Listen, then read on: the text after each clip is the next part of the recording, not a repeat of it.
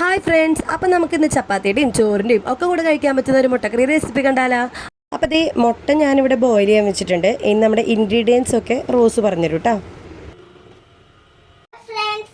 നമുക്ക് കറിക്കുള്ള സാധനങ്ങളൊന്നും കണ്ടാലോ.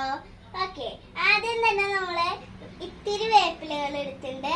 പിന്നെ നമ്മള് ഇഞ്ചിയും വെളുത്തുള്ളിയും ചതച്ചത് ഇട്ടിട്ടുണ്ട്. പിന്നെ നമ്മള് പച്ചമുളക് നമ്മള് 4 എണ്ണം വെച്ചിട്ടുണ്ട്. സബോള കുഞ്ഞിടാക്കി അരിഞ്ഞിട്ടുണ്ട്. പിന്നെ തക്കാളി, ഒരു തക്കാളിയുടെ പകുതി മുറിച്ചു. ഒക്കെയാണ് ഇട്ടാ നമ്മുടെ കറിയിലേക്ക് വേണ്ടത്. ഉള്ളത് ഇനി അമ്മ പറയൂട്ടാ. ഇനി നമുക്ക് അരപ്പിലേക്ക് വേണ്ട ഇൻഗ്രീഡിയൻസ് നോക്കാം. അരമുറി നാളികേരം, 4 ചുവന്നുള്ളി, കുറച്ച് കുരുമുളക്, വേപ്പില, പിന്നെ പെരിഞ്ചീരകം കൂടി. ഇത്രയും കൂടി ഇട്ടിട്ടാണ് കേട്ടോ ഞാൻ ചീഞ്ചട്ടിയിൽ ഇട്ടിട്ടൊന്ന് വറുത്തെടുക്കണത്. എൻ്റെ നോൺ സ്റ്റിക്ക് പാത്രം അല്ലാത്തതുകൊണ്ട് തന്നെ ഞാൻ കുറച്ചൊരു വെളിച്ചെണ്ണ ഒഴിച്ചു കൊടുക്കുന്നുണ്ട് കേട്ടോ, അല്ലെങ്കിൽ അത് അടിപ്പിടിക്കാൻ സാധ്യതയുണ്ട്.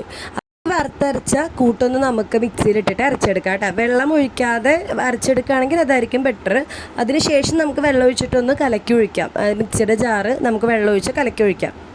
അപ്പോൾ ഞാനിവിടെ ഒരു ചീഞ്ചട്ടി എടുത്തിട്ടുണ്ട്. അതിലേക്ക് കുറച്ച് വെളിച്ചെണ്ണ ഒഴിച്ചു കൊടുക്കുന്നുണ്ട്.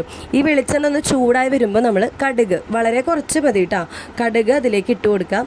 കടുക് നന്നായിട്ടൊന്ന് പൊട്ടി വരുമ്പോൾ അതിലേക്ക് നമ്മൾ 2-3 വേപ്പില ഇട്ട് കൊടുക്കാം. വേപ്പിലിട്ടതിന് ശേഷം നമുക്ക് നമ്മുടെ ഇഞ്ചി, പച്ചമുളക്, വെളുത്തുള്ളി ഇത് 3ഉം കൂടി ചതച്ച് വെച്ചത് ഉണ്ടായിരുന്നില്ലേ, അതും കൂടി ഇതിലേക്കൊന്ന് ആഡ് ചെയ്ത് കൊടുക്കാം. ഇത് നന്നായിട്ടൊന്ന് മൂത്ത് വരുമ്പോൾ തന്നെ നമുക്കൊരു മണം ഫീൽ ചെയ്യും. ഞാൻ ആദ്യം സവോള അല്ലാണ്ട് ഇട്ടത്, ഞാൻ ആദ്യം തന്നെ ഈ ഇഞ്ചി, വെളുത്തുള്ളി, പച്ചമുളകാണ് ഇട്ടത്. അതൊന്ന് ചെറുതായിട്ടൊന്ന് വഴഞ്ഞ് വരുമ്പോൾ നമ്മൾക്ക് അതിലേക്ക് നമ്മുടെ സവോളയില്ലേ അതും കൂടി ഇട്ട് കൊടുക്കാം.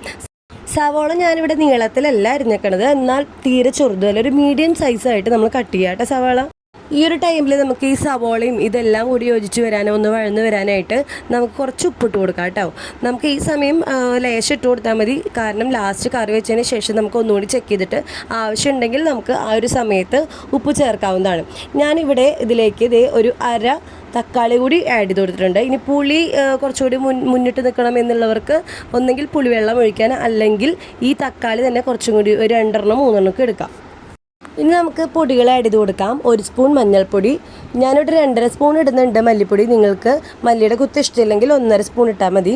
അത് കഴിഞ്ഞിട്ട് ഞാൻ മുളക് പൊടിയും അതേപോലെ തന്നെ ഒരു 1.5 സ്പൂൺ ഇട്ട് കൊടുക്കുന്നുള്ളൂ. കാരണം നമ്മൾ ഓൾറെഡി പച്ചമുളകും കുരുമുളകും ഒക്കെ ഇതിൽ ചേർത്തിട്ടുണ്ട്. അപ്പോൾ എരിവ് കൂടാനുള്ള സാധ്യതയുണ്ട്. അപ്പോൾ അതനുസരിച്ച് മാത്രം മുളക് പൊടി ചേർത്ത് കൊടുക്കാം. അതിനുശേഷം മസാലപ്പൊടി കൂടി ഞാൻ ഇട്ട് കൊടുത്തിട്ടുണ്ട് കേട്ടോ.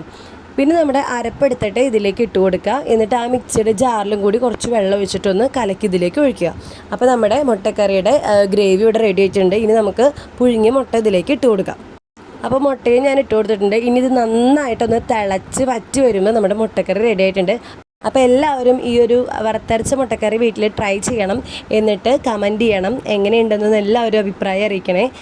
ഒപ്പം തന്നെ നിങ്ങൾക്ക് വീഡിയോ ഇഷ്ടപ്പെടുകയാണെങ്കിൽ ലൈക്ക് ചെയ്യുക, ഷെയർ ചെയ്യുക, സബ്സ്ക്രൈബ് ചെയ്യുക. അപ്പം ഇനി മറ്റൊരു വീഡിയോ ആയിട്ട് വീണ്ടും കാണാം.